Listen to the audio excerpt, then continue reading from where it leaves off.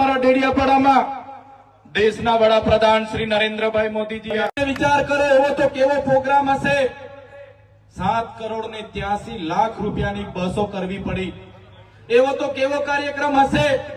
2 કરોડ ને 40 લાખ રૂપિયાના mobile toilet મંગાવવા પડ્યા, એવો તો કેવો પ્રોગ્રામ હશે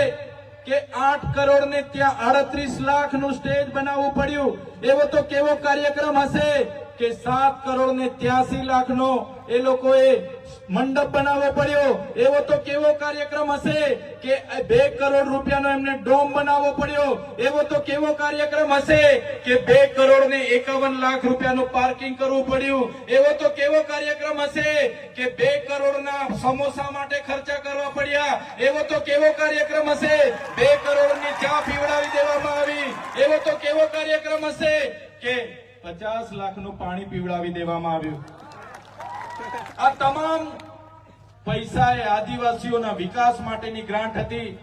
એમાંથી આદિવાસીઓના પૈસા જ્યારે આવા તાઇફામાં વપરાતા હશે ત્યારે ચૈતરભાઈ વસાવા એના માટે બોલશે, ચાહે સીએમ નો કાર્યક્રમ હોય કે પીએમ નો કાર્યક્રમ હોય, એનો હિસાબ અમે માંગીશું।